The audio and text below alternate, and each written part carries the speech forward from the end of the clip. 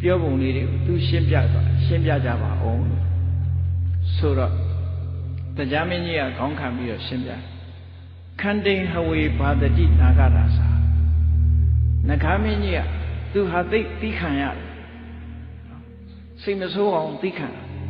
သူ့တတ်မဲ့ဂလုံးကြီးကိုမြင်ပြီးတော့သူကဒီရက်တည်နေအောင်သူသိခံရအဲ့ဒီသိခံရတာဟာသူ့အတွက်အရေးကြီးဆုံးတာမန်နေမသိခံနိုင်ဘူးသူ့မို့သိခံနိုင်တယ်ပေါ့နော်သူ့တတ်မဲ့ရန်သူတွေ့ရတဲ့နဲ့သူစိတ်မဆိုးအောင်သူသိခံတာဒါကြောင့်မို့နဂါမင်းကြီးကသိခံမှုဟာအရေးကြီးတယ်လို့ပြောတယ်အပ္ပဟာရံဂရုလောဝိနတိယောဂလုံးမင်းကြီးကတော့မဟုတ်ဘူးတဲ့စားခြင်းအသားနဲ့မစားရတာအဲ့ဒါအရေးကြီးတယ်ပေါ့စားခြင်းအသားနဲ့သူအစာမစားဘဲနဲ့အောင့်ဤနေနိုင်တာဒါပိုအရေးကြီးတယ်လို့ပြောဂန္ဓဗရစာရတိဝိဘတရားမင်းကြီးကတော့ပြောစရာကောင်းတဲ့ပျော်ရွှင်မှုတွေကိုသူစွန့်ခွာခဲ့ရတယ်ဆိုတာအဓိကအကြတယ်လို့ပြောအဂိစနံကုရုဏံရာဇတေထောကုရုမင်းကြီးကတော့ကြောင်းချမဲ့လွတ်လွတ်လပ်လပ်နေကြတာကိုတန်ဖိုးထားပြီးတော့ပြောတယ်လို့ဝိတုရမတ်ကြီးကိုအဲ့လိုပြောလိုက်တဲ့အခါကျဝိတုရမတ်ကြီးကအဖြေပေးတယ်ပပ္ပဏိဧတာနိသုဘာတိတာနိအဲ့ဒီအဖြေအားလုံးကတော့ကောင်းတာကြီးပဲတဲ့နာဟိထဒုဗ္ဗတိတမတ္တဂိဉ္စီအဲ့ဒီထဲမှာမှားယွင်းပြောတာတခုမှမပါဘူးတဲ့သူတော်စင်တွေအတွက်ဒါအရေးကြီးတဲ့အချက်တွေကြီးပဲတဲ့ယသဝိသဧတာနိပဋိဋ္ဌိတာနိဘယ်ပုဂ္ဂိုလ်မှာပဲဖြစ်ဖြစ်အဲ့ဒီရည်ချင်းတွေရှိနေပြီဆိုလို့ရှိရင်တော့အင်မတန်မှတန်ဖိုးကြီးမှာပါတယ်ဥပမာပဲအရာဝနာဘေယသူသမောဟိတာနိဒီလှဲဘိန်းကြီးတစ်ပိန်းမှာဝင်ရိုးတတ်တဲ့နေရာကိုပုံတောင်းလို့ခေါ်တယ်အဲ့ဒီပုံတောင်းကိုအကုတ်တကူဘက်ကဆင်းလာတဲ့အကန့်နေစုဝေးပြီးတော့ရောက်ရှိအဲ့ဒီအကန့်ဆိုတဲ့ဓာတ်တွေလှဲဘိန်းကြီးရဲ့ပုံတောင်းပေါ်မှာစုပြီးတော့တီးနေတယ်လို့တဲ့ဒီသူတော်ကောင်းပုဂ္ဂိုလ်မှာဒီချင်းတွေဟာအကုန်လုံးရှိပါတယ်စတုပိဓမ္မေဟိသမင်္ဂိဗုဒ္ဓ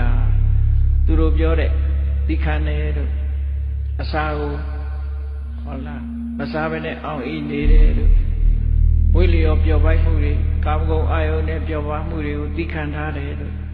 ကြောင်းရမဲ့နေတယ်တို့ဆိုတာသူတော်ကောင်းရဲ့ကျင့်ဆောင်ရတဲ့အည်သွေးတွေသာဖြစ်တယ်ပေါ့ပုံတော်ကြီးပေါ်မှာလှဲပြီးရဲ့ဓာတ်တွေအကုန်လုံးစုပြုံကြတယ်လို့ပဲစတုပိဓမ္မေဟိသမင်္ဂိဗုဒ္ဓအင်္ဂါ၄ချက်နဲ့ပြည့်စုံတဲ့တံဝေနရံသမဏမဟုလောကေဒီအချက်၄ချက်နဲ့ပြည့်စုံတဲ့ပုဂ္ဂိုလ်တကယ်ငြိမ်းချမ်းအောင်ကျင့်တဲ့သမဏလို့လောကလူသားတွေကပြောပါတယ်တို့ဆိုတော့အလုံးကဂျိနတ်ပါသိဂျိနတ်သွားကြသူတို့ပြောတာတွေဟာအကုန်လုံးပဲမှန်တယ်ခက်ခဲတာတွေကြီးပဲဒီချင်းတွေကမလွယ်ဘူးပညာရှိပုဂ္ဂိုလ်သူတော်ကောင်းတွေမှာရနိုင်တယ်လို့ပြောလိုက်တဲ့အခါကျတော့တရားမင်းကြီးကစပြီးတော့ဓမ္မပူဇာအနေနဲ့ဝိတုရပညာရှိကြီးရဲ့ဆုံးဖြတ်ချက်ပြောဆိုချက်ကြောင့်ကျင့်တ်အားရပြီးဝိတုရပညာရှိကြီးကိုသူကလက်ဆောင်ဓမ္မပူဇာပါပေးတော့နီလုပလာပံဝိမလံအနက်ကဝဋ္ဌံဣဒံဓုမသမာနဝန္နာတကယ်အဲ့ဒီခက်ကလည်းဒီအညိုရောင်ကိုကြိုက်ပုံရတယ်ချာနော်အမဲကြိုက်တယ်ကြာညိုအဆင်းရောင်ရှိတဲ့ဒီတရားပြေမှာရှိတဲ့ဝိယုံလွာကြီးဝတ်စုံကြီးကိုအမှန်တမ်းအညစ်အကြေးကင်းပြီးတန်ဖိုးကြီးမားလာတဲ့အဲ့ဒီအဝတ်ကြီးမိโกရောင်အဆင်းရှိတဲ့အဝတ်ကြီးကိုတဲ့ပြဿနာဖြေသည့်အတွက်ကြောင့်ဓမ္မပူဇာအနေနဲ့ပညာရှိကြီးအား